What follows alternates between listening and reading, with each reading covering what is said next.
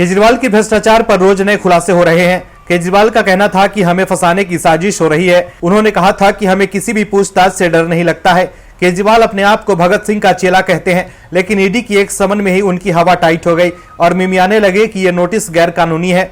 बहाना बनाते हुए केजरीवाल ईडी के सामने पेश नहीं हुए और दूसरे राज्य में चुनाव प्रचार करने के लिए चले गए। लेकिन सोचने वाली बात यह है कि एक राज्य का मुख्यमंत्री जो ये कह रहे हैं कि हमने कोई भ्रष्टाचार नहीं किया है, वो ईडी और जांच से घबरा कर क्यों भाग रहे हैं। अगर आपने कुछ नहीं किया है तो ईडी के सवालों से घबरा क्यों रहे हैं? क्यों ईडी के पास जाकर अपनी बेगुनाही के सबूत नहीं दे रहे हैं? क्यों कोर्ट में आपके नेता अपने आप को निर्दोष साबित नहीं कर पा रहे हैं? लेकिन बीजेपी ने आपको एक्सपोज कर दिया है। क्या है खबर और कैसे बीजेपी ने केजरीवाल की होशियारी कर दी है फेल, बताते हैं आपको इस रिपोर्ट में। दिल्ली के मुख्यमंत्री अरविंद केजरीवाल ने शराब घोटाले में ईडी की ओर से भेजे गए समन नोटिस को गैर कानूनी बताया है, लेकिन बीजेपी ने केजरीवाल के खिलाफ मोर्चा संभाल लिया है।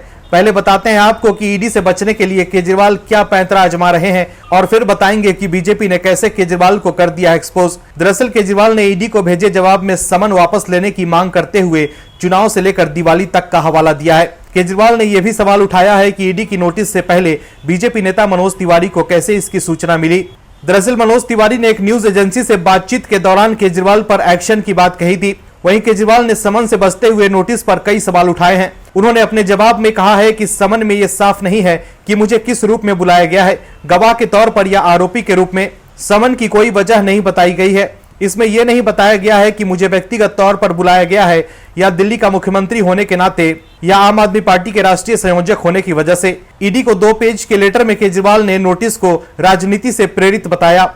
उन्होंने चुनाव प्रचार के कार्यक्रम का हवाला देते हुए कहा कि आम आदमी पार्टी का राष्ट्रीय संयोजक और स्टार प्रचारक होने के नाते मुझे चुनाव प्रचार के लिए यात्रा करनी पड़ती है और आपके अपने क्षेत्रीय कार्यकर्ताओं को राजनीतिक मार्गदर्शन प्रदान करना पड़ता है। वहीं बीजेपी ने पलटवार करते हुए केजरीवाल पर बड़ा आरोप लगाया है।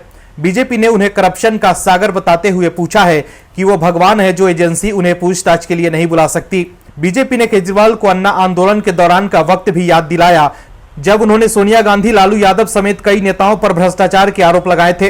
बीजेपी की तरफ से मोर्चा संभालते हुए संबित पात्रा ने कहा कि 3 दिन पहले मनीष सिसोदिया की जमानत खारिज करते हुए सुप्रीम कोर्ट ने जिस तरह की टिप्पणी की है उससे प्रेरित होता है कि 338 करोड़ रुपए की लेन देन की बात स्थापित है। यह हजारों करोड़ का घोटाला है। कोर्ट ने कहा कि 338 करोड़ रुपए का मनी ट्रेल मिला है।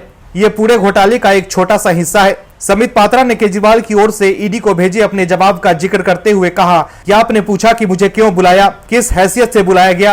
अरे अरविंद केजरीवाल जी, ये जितने बंद है ना जेल के अंदर गागर, मनीष सिसोदिया, संजय सिंह, सभी आपके सागर हैं। आप भ्रष्टाचार के सागर हैं। आप भ्रष्टाचार के स्रोत हैं, जहां से करप्शन का जन्म होता है और फिर वो सिसोदिया और संजय सिंह तक पहुंचता है। गागरों के सागर के रूप में आपको बुलाया गया है। Bureau report, OMH news. और भी वीडियोस देखने के लिए चैनल को सब्सक्राइब करें और बेल आइकन को दबाएं।